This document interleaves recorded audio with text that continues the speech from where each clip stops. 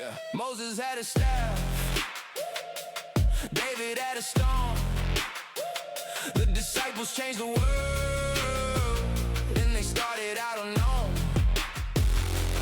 You don't need perfection, you just need surrender.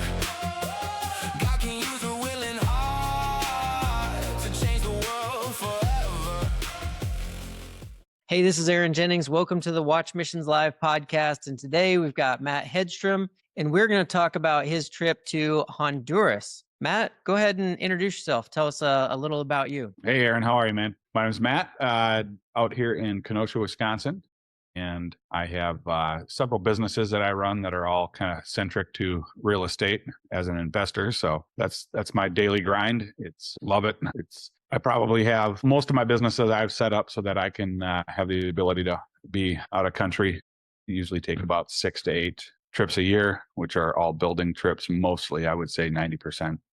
And so that gives me the freedom to do that and be out of the country whenever an opportunity arises. So that's a brief glimpse into who I am. Awesome. Yeah, because I know when we actually met at a real estate event, and that's what fascinated me was the fact that you were able to kind of take business and plug it in and bring the two together, which I'm a big fan of, making life and ministry all kind of flow together and work together. So, and 6 to 8 trips a year. That's awesome. So we're definitely going to have a lot more than one podcast episode coming up. Always running. But this time we're going to keep it focused for everybody. That way you don't have to get all 15 of them. You'll have to come back and listen to all the others. So this trip, tell me about it, because you just got back. Like, where did you go? When were you gone? How long? And like, what were you doing there? Yeah, man. Just got back. Been back about, maybe a week and a half, 2 weeks, maybe. The days blur sometimes. Yep. Especially with the catch up when you hit stateside. I have 6 kids, also 2 grandkids. So life is full. 4 of those are adult children now. So, but yeah, we went into Marañón, which is right outside of San Pedro Sula in Honduras. And it's I work with Builders International in a project there called Honduras 100, which is really kind of wrapping up this year. It basically took, when the government shut down church buildings a long time ago, there was really kind of a revival that sparked what was happening, and that's what the government was trying to staunch. And they basically, what they didn't expect, what happened is they took all of these home churches and they just blew up. And so you had these home churches all over because they basically said you can't have meetings anymore. And so Honduras 100 came in and took through a pretty intense way to vet these home pastors, took them, and they would raise funds stateside and send teams and build these church buildings, which, a lot of times I call them community centers. They run programs all week in these buildings. And, by the way, they have a church service as well. That's what I was wondering, because you said they were shutting down the churches and now you're building the buildings. Yeah. So once it was allowed again, it's really when we came in. And so the goal was take 100 of these home churches and vetting these guys. Do you have a congregation, in essence? Where do you meet? Are you faithful? Do you have land? Show us title. You got to have a deed to the property. So once that happened, it just ballooned into this big project, and these buildings were being put up all over, and we're actually in the 100s now. I don't even know the exact number, 132, something like that. Mm-hmm. Well, during the course of that, we met, there's an incredible guy. His name is Pastor Johan, and he is a national and has been in his area in Marañón for 20 years. And it is a place that is filled with MS-13 gang members. Cops won't even go in there. And he's been taking care of that community. And he actually received church number 11.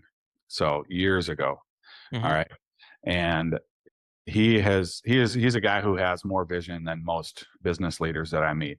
And so he has added on to that building 5 or 6 times. And through the course of many miraculous events and churches coming down and him just increasing his vision, he's been able to purchase these parcels of land next to him. And so now he's building this huge complex with a marriage and family retreat center for restoration there. And also the project I specifically went and grabbed a group for, which was a different mastermind group. We raised $38,000 for this trade school, which is such a unique component to what the ministry he's doing, because in that area, there's 70% unemployment, which is just unthinkable. So what happens with that, when you take 70% unemployment, you take all of these men who can't, they're looking for work in the States. They're looking for work anywhere they can get.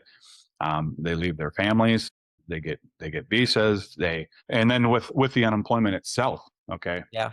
You know what happens with men that, have idle hands and Yep. you're isolated, you're out of work. There's no dignity. There's shame there. And they end up leaving, and you end up with kids that, mothers with young children who, get trafficked. There's all kinds of bad that happens, right?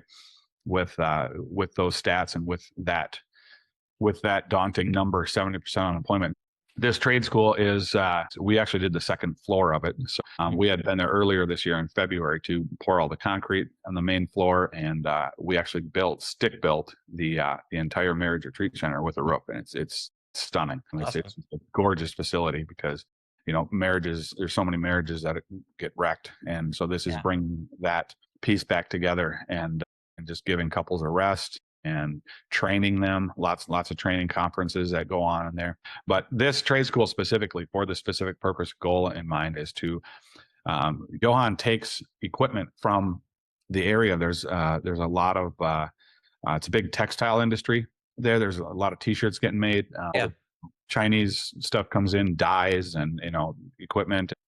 So we actually take like the sewing equipment. We take welding equipment from the local jobs, bring it into this trade school. It's computer programming as well. So coding and programming and sewing, welding, and all the equipment is set up there so that when they get out of the school, and it's free. Mm-hmm. So Johan had a great idea to take and get contracts signed where 10% of their income is asked.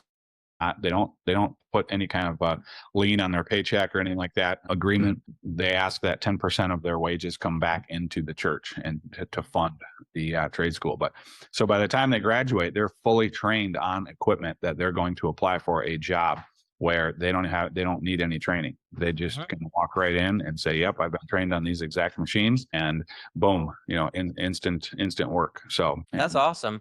And this guy, just to stop you and go back real quick, this guy, he was an ex-gang member and everything, right? Right there where you're at. No, he was not.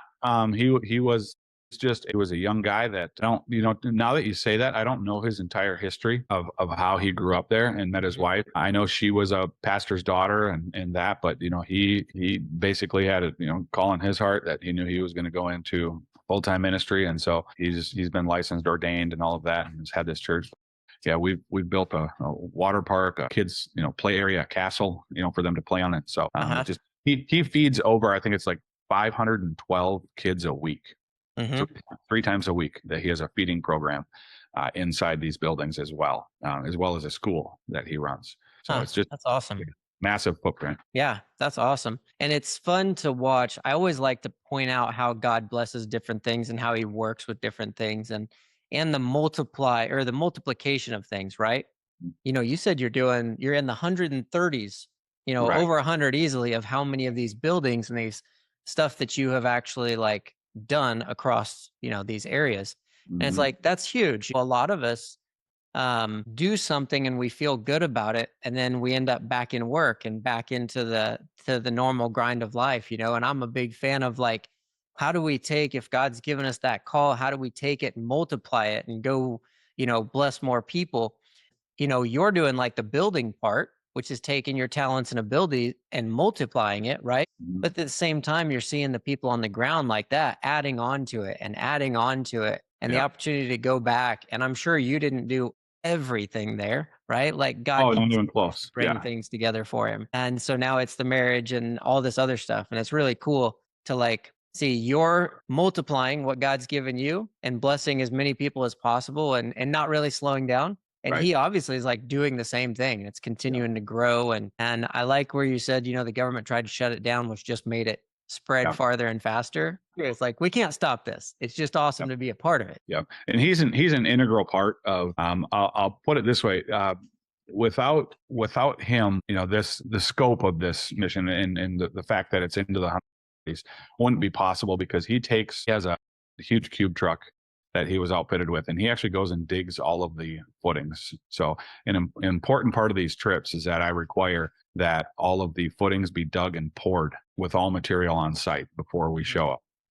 Logistics is a major part, to make sure that it's ready. You can't send a team in for a week with pickaxes just Yeah. because, granted on the side of things that, yes, we're doing great work, but you will exhaust a team and burn them out if all they do is leave with a hole in the ground, Yeah. and they've been pickaxing in 100-degree weather all week, so. Right. So he takes the beauty of that too is that he takes members of his team in church and employs them to get these footings in. So, I mean, and it's traveling all over the country. It could be 8 to 12 hours to get to a job site. And imagine you're sleeping there on the job and getting cared for by the pastor before the team arrives. So without him, the magnitude of what this has become wouldn't be possible. Yeah.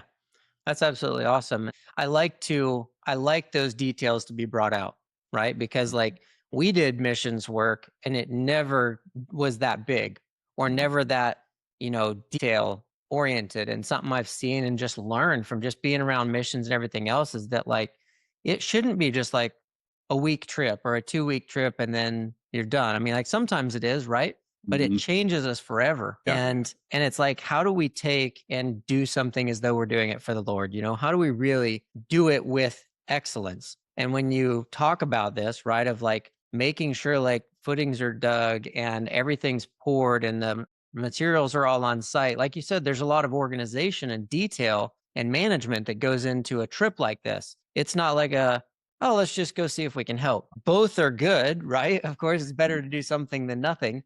But Right. I like people to just pay attention and recognize, like, if God's given you a call in your heart and your life and a passion for something, it's like, take it, understand that, like, reach out to us or anybody and just say, how do we organize this to be most effective while we're there? Because it's not that we're trying to earn our way to heaven or anything, but it's like God gave us something. Let's be awesome at it. Let's try to do it, as big as we can for him. And so I like to point out the details. We have a lot of people ask, like, how do I get into missions or what do I do? And so that kind of leads me to the next, like, how did you get into this? Like, how did you start doing these trips and go from just working, or were you always doing trips? Yeah, that's a great question because the short-term trips are a great way to create a base, of which you start to understand, hey, what am I supposed to be doing here? What are we supposed to be doing? As Paul said that God gave us the ministry of reconciliation, and with that, we're ambassadors for Christ. And so, how do I satisfy that? What am I supposed to be doing? So these short-term trips are great. It was probably over 12 years ago now that I was sitting in my local congregation and I saw a trip to the bush in Tanzania flash up on the screen, and there was just something in me that just just flipped, man, just unlocked. Like, I need to be on that trip, and didn't know any details. I saw there was a meeting coming up. I just showed up at the meeting, and they said, "Well, it's closed." And I said, "No, I'm supposed to be on this trip," and I sort of forced my way in, and Right. the guy leading that, Osmar, he has become my mentor, and I went on that trip with him, and then after that, been all over the world, doing these building and vision trips, and that was just really the start. Getting now into a place where you're gone as a cumulative total of 3 to 4 months throughout the year is a big endeavor, and running teams is no joke. He's a full software system, a CRM, to manage and organize when it gets into flights and lodging and meals and communicating with the host and all of the details that go into it. But it started with just one trip and being obedient to what you feel inside, and from there you just let God work, trust and obey, and just keep going. But yeah, that was the beginning, man. That was the unlocking of that. Yeah. Greater gift. That's awesome. And it's funny how you said you kind of like forced your way in there. Yeah. You guys have heard me say this on other episodes, and you'll hear me say it a bunch of times. If you feel like God's calling you to missions or to do something, do it. Like, make it happen. It's as easy as buying some food and giving it to the person on the corner, or forcing your way into a mission trip. But at the same time, like, something I like to point out, my wife and I have had this conversation, the story where the friends bring the paralytic guy to see Jesus, right? And they end up cutting their way through the roof of the house. We've looked at it and said, when they got there were so many people they couldn't get in the house. And I think a lot of us see that as the trip's closed, you can't come. And we go, man, I missed it. And they could have turned around and walked away. but they were like, no, I'm supposed to be here. Right. And so they looked for another way. They find the roof. They get up on the roof and there's no way in. They could have again said, you know what? Not supposed to be here. I guess it's not going to work out, and left. But they were like, no, we have to get this guy in front of Jesus. And they dug a hole through the roof of somebody's house. Like, Right. think about that now. They're Right. like destroying somebody's house to get in because they know we have to be in front of Jesus, and because of that, their friend is healed and many people get to see the power of Jesus, going out. And Yeah. it's like, at what point in our lives do we give up too easily Yeah. or really go after it? And so when you said that, you kind of forced your way into the ministry or into that mission trip, I was like, that's what that is. You Yeah. showed up at the door, there was a crowd. You're like, no, I'm supposed to be in there. You went to the roof and you're like, no, I'm going to get on this trip. No, that's great, man. That is a great example, because it truly is. God's put something in each of us, and to do our part, and that has become really. Now that you say that, that's a great way to show. I mean, it's God's banner, man. He's victorious. He is Jehovah Nissi, and sometimes you do have to dig a hole in the roof, man. And that, even through these last times, these couple years with COVID, I didn't stop any trips. I gathered guys, my teams come from all over the country, and also now I'm starting to bring people from all over the world, different travelers that, I've got somebody that just came from Canada, have a guy from South Africa, or also Kenya, that come on these trips. And I had 22 contractors go out. These guys, when everybody else shut their organizations down, we just said, no, man, this is the time that we're supposed to be out there. You've got missionaries that are just, starving for, people just to be around, and are suffering out there. And so we just, man, we made it happen. We kind of went rogue, when everybody else shut all their trips down. And maybe I'll equate that to that same, closed trip, digging a hole in the roof. Like, those are the parts that I know that God has said, no, I got a guy that can do that. We're going to continue this work. And he needs some cavalier people, on his end, that will still continue to trust and obey. I just had a situation. I had guys that, I remember this was the day before we left. I had a few guys arrive in Miami before we were all supposed to meet in Miami, because I make everybody get on the same flight in country. And a guy had WhatsApped me privately and said, bro, have you seen on the State Department's website, it says level 4, reconsider travel to Honduras. Like, I don't think we should be going. This is dangerous. And the State Department. And I said, look, man, I just gave him one thing, and he took it and went right into the thick of it, man. I said, look, every day we are okay with sending our troops into dangerous areas. Why not on the side of doing God's work? Do we feel like, oh, this place might be dangerous, we shouldn't go? We're in comfort here stateside. Everything's great. Living our comfortable lives. Go have a nice little worship service, give at no expense to us, and call it a day.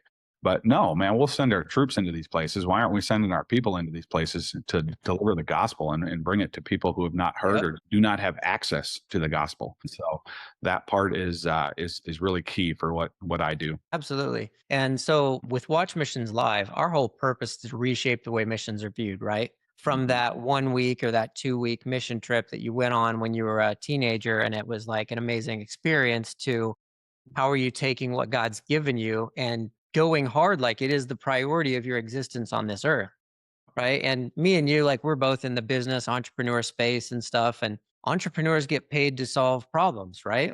That's what we do. When something doesn't work, you figure out how to make it work, Yep. or you figure the workaround. And like when COVID did happen, it Yep. was like everybody had to figure out, how do we keep doing business? We're in the real estate. How do we tour a house if we can't Great go? point. We Great solved point. that problem. Yep. And then something, when we were like deep into missions, Yep. we saw so many people, we would hear so many people say, well, it wasn't God's will. And I'm Right. like, you didn't Right. try anything. Right. I mean, like, I'm sorry if this makes you uncomfortable listening, but that's my point. I want to shake your understanding of what this is. And it's like, if you'll figure out how to get to work when it Yep. snows because you have to make that paycheck, you better figure out how to spend time with that person you were told to. Like, that's more important Yep. If God's told you to do it, then otherwise. And so That's so good. I don't like this God's will thing, or not that we're not listening to that by any means, but if you have a call in your life, it is God's will that people are saved and that you spend time with them and they hear the word and that we take care of the poor and things, right? And so great. how do we get around, right? Right. And that is exactly what it became, man. You're exactly right. I watched so many guys in my space and in our space pivot and redefine their businesses and see 100x growth, like making more money than they've ever made in their lives because they basically repositioned themselves, recreated themselves quickly, and all went into Zoom and everything else that, the tools that they had, and created everything online. And so you're right. I did see a really great, fundamental change with missions also during that time, to basically kind of rethink the same thing we're talking about, to use nationals in country, and still get the mission and purpose of God and also of men together, working together to get these things done. And it was realized, hey, we can do this really well by working with nationals instead of just saying, oh, it's us, right? Yeah. But that doesn't mean that we just completely drop all of these short-term, because here's the thing, man, short-term trips are absolutely essential to getting people in the space where they can hear from God and start to reevaluate their lives and start to understand their purpose and what they're supposed to be doing. And that has become a massive target for me, is the change that happens in the teams that you bring is something that you cannot affect in the States. You can't do in the States. You have to pull people out of their environments. Okay. So not only does it create people who are committed to, serving God and finding their place and what they're supposed to do on these trips, but it also, I saw another key piece. It was huge, man. And that was the connection piece. You have these hosts that are in crisis. They're either coming out of a crisis, they're in a crisis, or they're about to head into a crisis, right? It's hard. And so it's vital to be connected with our hosts all over the world and to get that, to keep those relationships going as well. So not only is it a massive focus on the team, a massive focus on the host, but it's also, yes, we're going to be in country with the nationals, working alongside them, and we need to make that happen. Okay. Yep. And with all of those things together, you got to remember, okay, we're in Honduras for 7 days. We're not going to make this indelible, imprint that's going to, change their lives, other than the fact that, yes, we're putting up a building, but they still have to get the building done. There's still work that's going to be done after you leave. Whether or not you get all the blocks up or the rebar in or whatever is just a side note. Okay. Right. The point is relationship.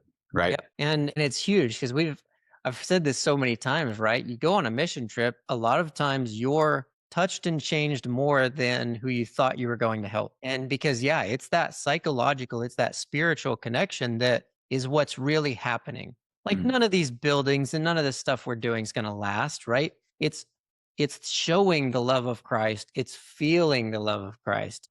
Those who are pouring into others, like all of those things happen. And, we've done disaster relief trips for 8 days with 8 days of hope, and everybody shows up and wants to get as much work done as humanly possible in those 8 days. And I'm constantly reminding anybody who signs up to work with me, I'm like, hey, if you can't find a job, come work with me. Yeah. And I'll end up with 60 people to do a 10-person job. And I'm like, okay, you 50 are going to partner up in 10 groups of 5. And you're going to walk the neighborhood and you're going to pray with people and talk to people, because that's why we're really here. And then come back, we'll swap off, we'll rotate, and we'll keep going. Because everybody comes expecting to work, and that's good, like you said, but man, the impact we can make by showing the love of Christ and supporting each other to this grand vision of it's heaven or hell for eternity, man. That's what we're building buildings for. That's what we're doing these trips for. Definitely keeping that in mind with everything we do. And then how do we do it just with that excellence? So all good. And I think we could riff forever, but let's start to circle around here to the end. I always like to ask, what's a God story, right? Something cool, amazing, a miracle, a healing, just anything that you can think of. Something that happened that we wouldn't hear about unless somebody otherwise ran into you. Man, there's this. I always like to keep everything fresh, real time, and that's the part that I just completely, again, that trust is leads to obedience. And this was this trip. I'll share short story about what happened, but there's another deeper part that I can get into later, and we can do something on with permissions and as this story unfolds. But I had a circumstance I've never dealt with, and it included a first time ever hospitalization in the middle of the night, and it was a very traumatic event, and the layers of miracles that happened with the people positioned where they were and people responding was almost unbelievable as I had to process this with coaches and mentors, over the last couple of weeks, really as a result of this incident. And man, my teams are unique in that I bring people from all over, and I bring people from they're not church groups. Let's just put it that way. I have a base of that, yes, but I also have guys that I have to creatively get across the border sometimes because I have a lot of planning and prep, felons and past records, things like that. And so a lot of these guys aren't exposed on a typical church team, Yeah. And so I had a Hindu on this trip that, man, he kicked the door wide open. And basically we had a 35-minute trip from in country to another place in the country. And I just said, man, your questions are fantastic. I said, will you give me this opportunity to just share the gospel with you so that I can just break this down because it'll answer a lot of your questions. And he kind of looked at me at the end and just said, because we talked about a creator and meeting that creator one day, and what do you do with your sin debt? And he just looked at me and said, what if I meet God one day and he's not a Hindu? And I said, man, that is an excellent question. And your heart is in the right place searching for those answers. But to break it down to a real quick story that everybody witnessed that they couldn't really believe because the coincidence was off the charts. We had to do a lot of fun and stupid things too while we're on these trips. And I have a guy that always challenges me to things that are just absolutely ridiculous. The things that we do have a lot of fun. And this was one that was tough, but he starts by, hey man, you're going to do this. And, I got $100 in this. It says you can't do this. And so this was an affluent team that, great crushers all over the country. And this pot, he finally said, hey, look, this isn't for you. I'm going to say this pot that we raise, we're going to give to Pastor Johan. So instead of just like taking a typical offering, he makes this challenge that's ridiculous. And then if I do it, well, I completed it. We ended up raising $1,400. Okay. Which is crazy right there at the table. And so we're going to give this gift, later on. And we were in the marriage retreat center in the last day and just doing some final, and we were hanging drywall, and, we'd laid 5 courses of block. I mean, hundreds of block all weekend. And we asked him, we said, Pastor Johan, why aren't you getting the ceiling finished? Like, this is the last piece in here after you get these walls finished. And he's like, nah, I just can't. He had all the materials we saw. It was a really cool, like, dropped vinyl ceiling, panels. I mean, really unique in that country. And he said, I've got all the materials here, but it's a trade that really, nobody knows how I have to hire a crew to come do this. And I said, well, what's stopping you, from doing it? And he says, well, it's $1,400, for these guys to come in. And I just, I can't squeeze the blood out of the turnip, man.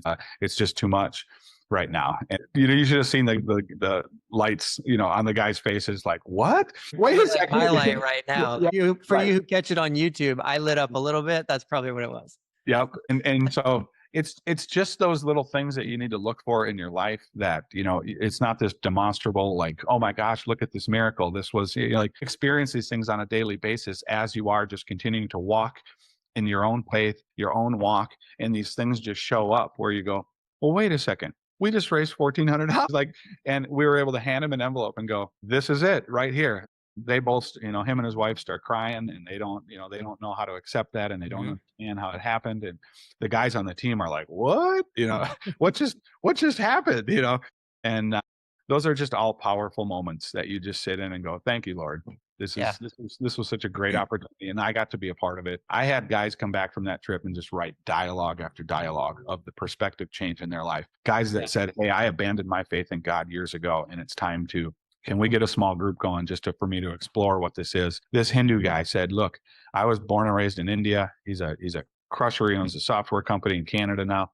And he said that Hindus we're taught to take care of yourself, better yourself. You want to come back as a better person, and you have to live a good life here and now. And so all of these things are taking place, and he's going, I don't understand why you're doing this or why we're here. This is making such an impact on my life. Like, I can't, all the people in the community that came to help us. We've been working alongside 40 different people now that have come to help. And I've never seen that before once in my life in India. I'm going to take my team. He employs 40 people as virtual assistants in India. And he said right there, I'm going to explore what this is because I need to know this. There's something here that I can't understand. But for now, I'm going to take my team when I go back into India in December, and we're going to go into an orphanage and just serve. And it's going to blow their minds because culturally, that's not something they do. And so those are the imprints and the multiplication that you're talking about that now is going to continue just as a result of 7 days, in a place, lay in block next to nationals, that something got unlocked in their hearts. Yep.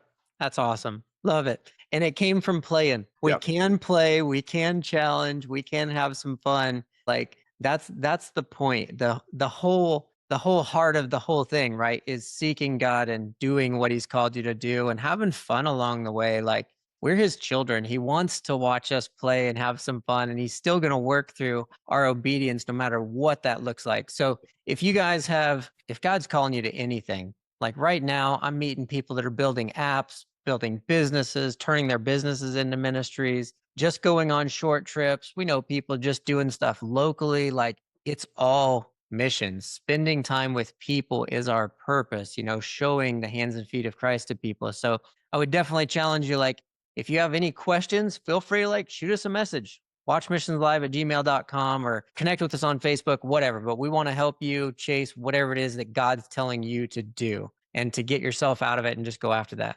Matt, thanks for your time today. That was awesome. Yeah, man. I actually have in 15 minutes, we have a Moldova team meeting. So we're heading out there in a few weeks. So I'll get you some live video out there. And then on the back end, I'm going to send the team off. I'm going to take the rest of my family and we're heading to Turkey on a closed trip for more of a vision trip into the Muslim world and bringing the gospel out there. And then I've also got Cuba coming up, which is, we have to have a smaller team. We got to be real careful there. Right. So, yeah, Moldova, Turkey, Cuba, all on the map here coming up in a few months, and we'll keep in touch. We'll be following up with those episodes. Keep looking out because you'll see Matt Hedstrom, Honduras, Matt Hedstrom, Cuba, and you can connect them all as he goes through, and we'll try to grab an episode in between each one. Again, man, it was awesome reconnecting. Have a good rest of your day, and for everybody listening, we'll catch you on the next one. All right, man. Peace. Yeah. Moses had a staff. David had a stone. The disciples changed the world.